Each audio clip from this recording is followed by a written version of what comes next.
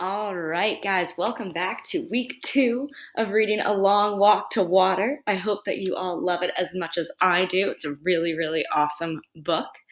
Let's just go right ahead and get into this because I don't know about you, but I want to know what happens next. So, A Long Walk to Water, if you'd like to follow along, the PDF is always linked right here. So far, we have met two characters. We've met Naya and Salva. We know that both of them are 11 years old. They live in southern Sudan. They value family, and they don't have a lot of food and water. Naya is a girl, and her story takes place in 2008. She's part of the Nuer tribe and spends days getting water for her family, and she has to move twice a year just to have access to water. It's pretty significant. And then there's a boy named Salva. His story takes place in 1985, and he's part of the Dinka tribe. And traditionally, the Nuer and the Dinka tribes are enemies. They don't really get along with one another. So that's something important to remember. Salva used to go to school, but he has been separated from his family because of a civil war. All right. So vocab for this chapter: generation. That's the entire body of individuals born and living at about the same time. So if you were to think about generations in your family, one generation might be your grandparents, then your parents would be a next generation, you, your siblings, and your cousins would be the next generation, and then eventually your own children and nieces and nephews will be the next generation. So kind of one chunk of people that are about the same age living at about the same time. The word solemn is an adjective. It means grave or somber. The word aroma is a noun. It's an odor arising from spices, plants, cooking, etc., especially an agreeable odor, a fragrance, so something that smells nice. Haste is a noun, swiftness of motion or speed. Identical is an adjective, similar or alike in every way. I like to remember that by identical twins. Those are twins who look exactly the same.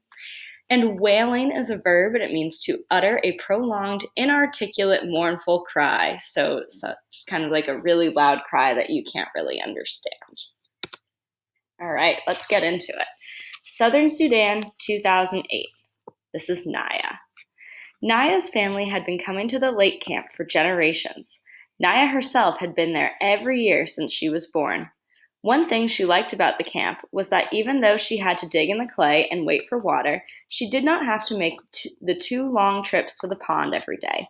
But this year she realized for the first time that her mother hated the camp. They had no house and had to sleep in a makeshift shelter. They could not bring most of their things, so they had to make do with whatever was at hand.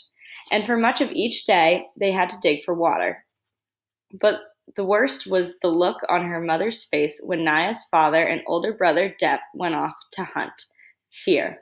Her mother was afraid. Afraid that the men in the family would run into Dinka tribesmen somewhere, that they would fight and get injured, or worse. They had been lucky all these years. No one from Naya's family had been hurt or killed by Dinka, but she knew other families in the village who had lost their loved ones this way. Naya could see the questions in her mother's face every morning. Would they be lucky again? Or was it now their turn to lose someone? So this is what hunting in Sudan might look like, using a bow and arrow. All right, now we are in southern Sudan still, but it is 1985 from the perspective of Salva. Salva's mouth closed and opened again as if he were a fish. He tried to speak, but no sound came out of his throat. He tried to move, but his feet seemed stuck to the ground. Salva, the man said again, and hurried toward him. When the man was only a few steps away, Salva suddenly found his voice. Uncle, he cried out, and ran into the man's arms. Uncle Juir was the younger brother of Salva's father. Salva hadn't seen him in at least 2 years because Uncle had been in the army. Uncle must know about the war and the fighting. Maybe he will know where my family is. But these hopes were dashed as soon as Uncle spoke. Are you alone? Where is your family? He asked. Salva hardly knew where to begin his answer. It seemed like years since he had run away from his school and into the bush. But he told his uncle everything as best as he could. As Salva spoke, Uncle nodded or shook his head. His face became very solemn when Salva told him that he had not seen or heard a single word from his family in all that time. Salva's voice trailed off, and he lowered his head. He was glad to see Uncle again, but it looked as if he might not be much help either.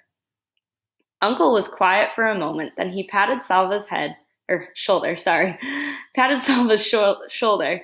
Hey, nephew, he said in a cheerful voice. We are together now, so I will look after you.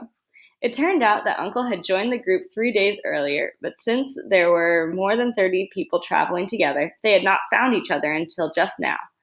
As they began walking, Salva saw Uncle had a gun, a rifle that he carried on a strap over one shoulder.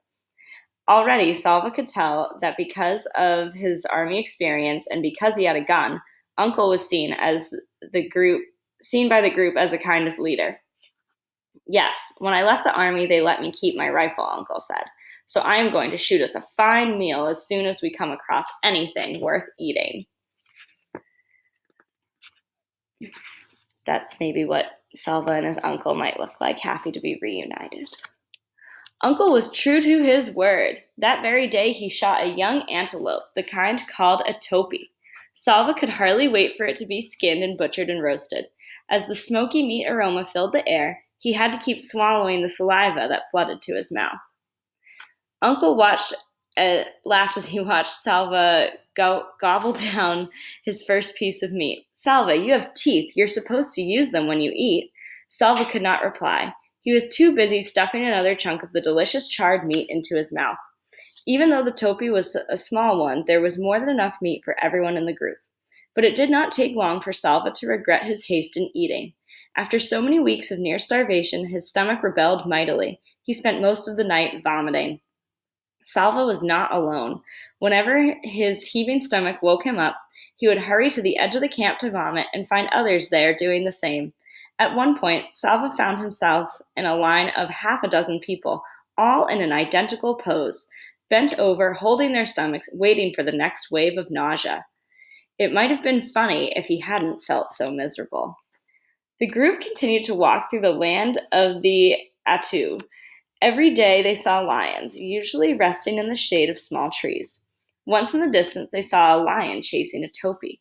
The topi escaped, but along the path Salva saw the bones of prey that had not been so fortunate. Salva and Marial still walked together, staying close to Uncle. Sometimes Uncle would walk with the other men and talk seriously about the journey. At those times, Salva and Marial would drop back respectfully, but Salva always tried to keep Uncle in sight, and he slept near Uncle at night. One day, the group began walking in the late afternoon with hopes of reaching a water hole before settling down for the night, but there was no water anywhere, though they searched for miles. They kept walking, into the night and through the night. For 10 hours they walked, and by dawn everyone was exhausted. Uncle and the other leaders finally decided that the group had to rest. Salva took 2 steps off the path and fell asleep almost before he lay down. He did not wake until he felt Uncle's hand shaking his shoulder. As he opened his eyes, he heard wailing. Someone was crying. Salva blinked away the sleepiness and looked at Uncle, whose face was very solemn. I am sorry, Salva, Uncle said quietly. Your friend. Marial? Salva looked around. He should be somewhere nearby. I don't remember if he slept near me. I was so tired. Perhaps he had gone to find something to eat. Uncle stroked Salva's head as if he were a baby. I'm sorry, he said again.